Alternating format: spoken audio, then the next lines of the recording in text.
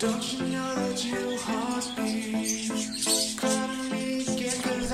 mga ka-backyard, kumusta po kayo? So sa araw na to, harvest time tayo sa ating mga alagang cockatiel babies.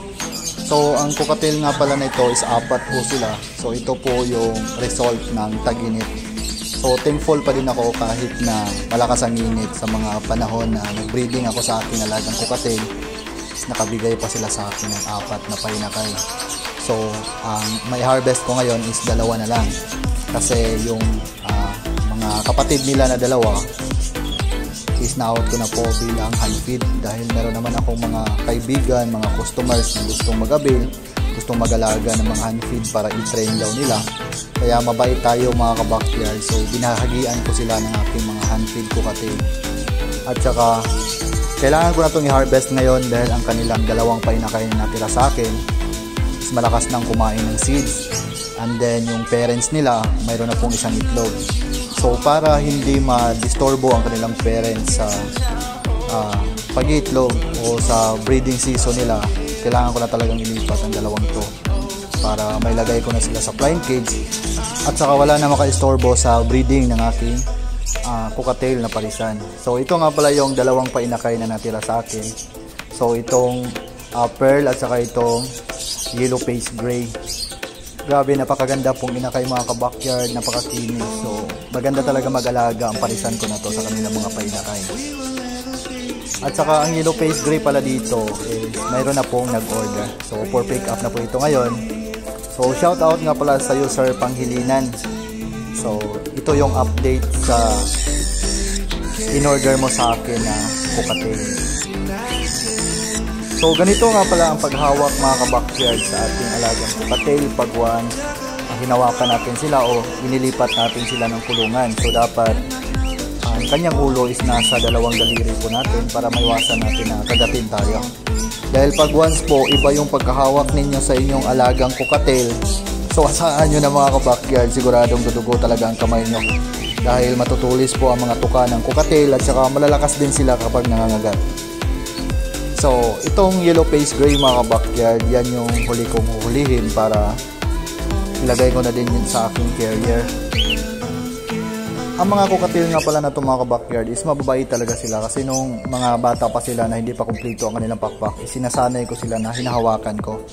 Kaya ngayon, pag once hinahawakan ko sila is hindi sila masyadong mailap at hindi sila masyadong nangangagat sa aking kamay. Dahil nga, na familiarize na nila na ako yung nag-aalaga sa kanila, ako yung amo nila. Kaya hindi sila masyadong aggressive. So ito nga pala yung kagandahan mga ka-backyard pag mayroon tayong alagang cockatiel na sinasanay natin ang kanilang mga painakay na hinahawak-hawakan sa loob ng nest box. Mayroon kasing ibang nagsasabi na pag once hinawakan mo ang mga painakay ng cockatiel na hindi mo ibinabad sa patuka ang iyong kamay, is maaari pong patayin ng mga magulang ang kanilang mga inakay. So based sa experience ko mga ka-backyard, ang ginagawa ko dito sa aking mga alagang cockatiel is hindi po ako bababad sa aking kamay sa mga patuka. So hinahawakan ko agad ang aking mga baby cockatiel. So hindi naman pinapatay ng magulang ang kanyang mga painakay. So ang ibinahagi ko sa inyo ngayong experience mga ka-backyard is based lang po sa aking mga alaga dito sa bahay. So kaya sila maamo sa akin dahil sinasanay ko sila na hinahawak-hawakan ko nung bata pa sila. At saka yung parents nila mga ka-backyard hindi naman masyadong aggressive na pag once pumupunta ka agad sa kulungan nila is bigla silang lilipad. So dahil siguro sanay na sila sa akin at saka pag once umaga kasi kapag nagkakape ako is nandun ako sa gilid ng kanilang cage para tinitingnan sila at saka pinagmamasdan habang kumakain ng mga seeds. So ganito nga pala kaganda mga ka-backyard ang ating 2 harvest ngayon. So ang gagawin ko po dito sa pearl ko na cockatiel is iiwan ko siya dahil gagawin ko itong future breeder sa aking munting backyard. Dahil nabibighan niya ako sa ganda ng kanyang kulay. At saka naman itong yellow face gray is ilalagay ko na to sa carton ngayon dahil for pick up na to sa customer ko. So shout out nga pala sa iyo Sir Panghilinan, ito na yung order mo. So napakaganda po, so maganda ito na pangregalo sa iyong anak sir. So, salamat po sa order, sir. Salamat sa tiwala. And God bless po. Happy bird keeping po sa'yo. So, regarding naman doon sa last video ko na in-upload mga kabakyard patungkol sa aking alagang ibon na ginamot ng Oxered. So, ito na po yung update. So, back to breeding na po siya at saka magaling na. So, isinalang ko ulit siya for breeding dahil hindi naman siya masyadong namamayat. Dahil one day lang po ang paggamit ko noon, kinabukasan is magaling na po ang kanyang mata.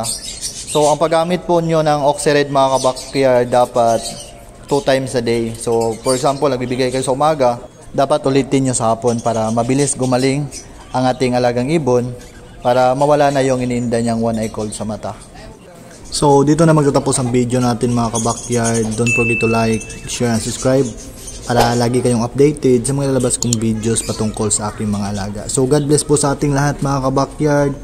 Happy bird keeping po. We can pack our bags and we just go, go, go.